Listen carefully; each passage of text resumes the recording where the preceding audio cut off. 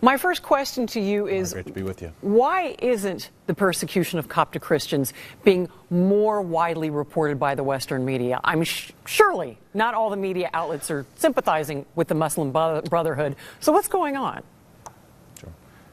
Well, Laurie, thank God The Blaze is doing this story. This is the greatest, most horrific untold story right now in the Middle East and North Africa, not only in Egypt, by the way, Laurie, but across the Middle East. Christians in the birthplace of Christianity, the cradle of Christianity, are on the run. And what we're seeing right now in Egypt is literally a pogrom where Christians are systematically being targeted. Why doesn't the mainstream media care? And by the way, why isn't the Obama administration showing a lot of interest in this rampant Christian persecution? A few things here, Laurie. Number one, frankly, in my view, a lot of members of the mainstream media, at least in my experience inside the Beltway here, are not particularly fond of Christianity. Number two, a lot of times the media sees Muslims as an aggrieved minority group, and when they're, I hate to generalize, I'm not saying everyone in the media, but many in the media do have a more liberal mindset, and they see Muslims as a aggrieved minority. So I think those are two of the things at work here right now. And what they've done, Laurie, is they've really flipped the script, and they've portrayed the Muslim Brotherhood, the granddaddy of all modern Islamic terrorist groups, as the victims here. That does seem to be what's happening. I want to remind our viewers that Coptic Christians were the very first inhabitants of Egypt. Maybe some people didn't know that, but they were. When did the anti-Christian fury begin to really take shape? Was it before the Arab Revolution of 2.5 years ago, or has it really just been focused on the last 2.5 years or so?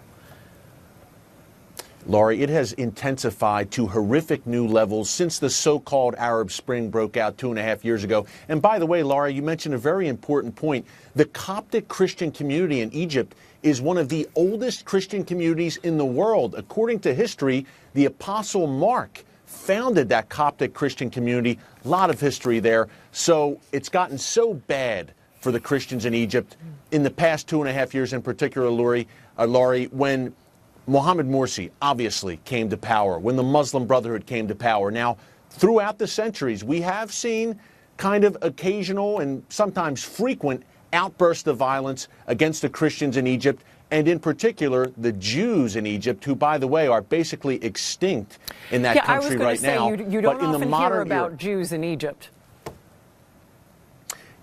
Here's a statistic for you, Laurie, that I lay out in the book. I really get into the history of this in my book. In the year 1933, there were some 80,000 Jews in Egypt. Today, there are less than 100. Now, how did that happen? Well, in the mid to late 1930s, the Muslim Brotherhood started to gain power, and they closely collaborated, Laurie, with the Nazis. The Brotherhood worked with Hitler's war machine to extend the final solution from Europe to the Jews of the Middle East and North Africa. Unfortunately, they succeeded in many ways in Egypt, and today they want to carry that over to the Christian population. Right now, there is a bullseye on the back of every Christian living in Egypt. It has intensified just horrifically in the past 2.5 years, Laurie. Things were bad under Mubarak. Let's not get it twisted. Things were bad under Mubarak for Christians. They got intolerable under Mohammed Morsi, and now there's fear of, the genocide stage right now, post-Morsi, because Christians are being scapegoated by Islamists for Morsi's fall. Well, and I want to ask you, when you've got these Coptic Christian leaders and the Pope of the Coptic Christians being threatened, and one Muslim Brotherhood guy said on TV the other day, just wait and see what we do to the churches. Just wait and see, Allah willing. So you've got some major threats coming here. Do these people have any kind of protection? And what's next for them if they don't get out? Do they have to just wait it out? Laurie, what would be a great form of not physical protection, but a form of something that would galvanize the Christians of Egypt?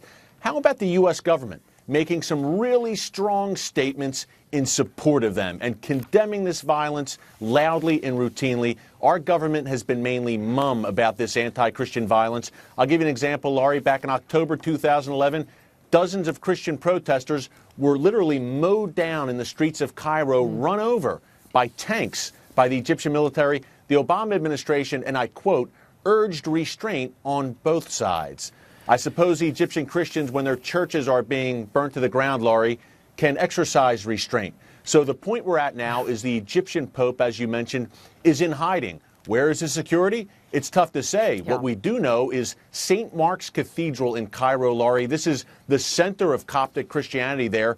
It was literally under siege back in April by Muslim extremists, and that's when the Pope first went into hiding, and it doesn't seem like he has much power behind him to secure him from these attacks, which are intensifying. It certainly doesn't, and it's really a terrifying situation. And those of us watching it here from the United States, it's really kind of hard to get a handle on it and get it in perspective. But